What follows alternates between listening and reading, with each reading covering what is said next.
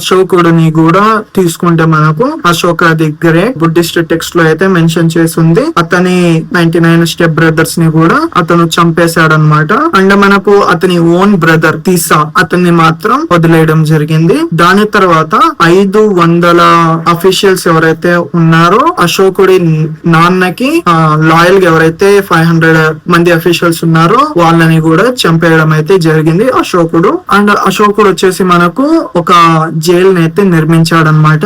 ఆ జైల్ ని బయట నుంచి చూస్తే మనకు స్వర్గం లాగా అయితే ఉంటుందన్నమాట. లైక్ గార్డెన్స్ కావచ్చు, తెల్ల కోట, హెవెన్ లాగా అయితే కనిపిస్తుంది అనమాట.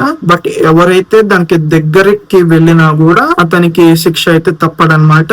అండ్ ఆ హెవెన్ ఏదైతే స్వర్గం ఉందో దాని లోపల చూస్తే అది పూర్తిగా నరకం అన్నమాట.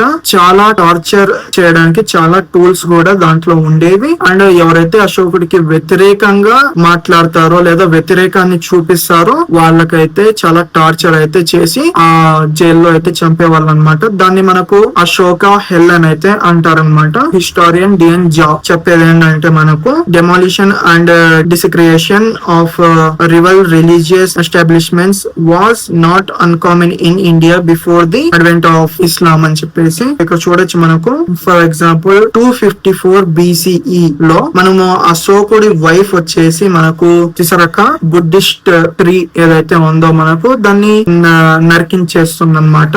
మెయిన్ మనకు తెలిసిందే కదా బుద్ధిస్ట్ అంటేనే మనకు బుద్ధిస్ట్ ట్రీ అన్నమాట.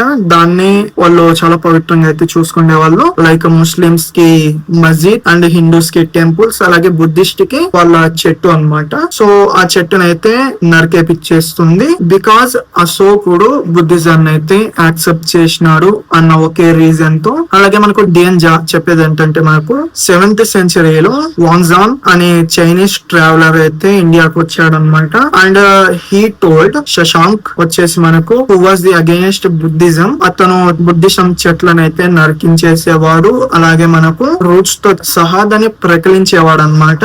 అండ్ దాన్ని పూర్తిగా ఆ స్థలాన్ని ఆ చెట్టుని పూర్తిగా కాల్చేసేవాడు అనమాట. ఇంకోసారి అక్కడ మరి చెట్టు పెరగకుండా. And Shashank was devotee of lord Shiva అనమాట.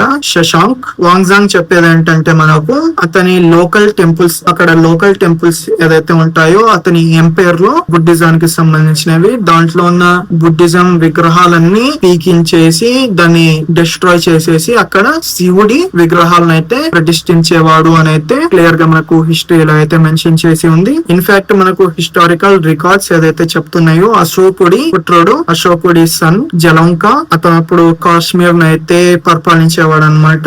Destroyed A Buddhist monastery because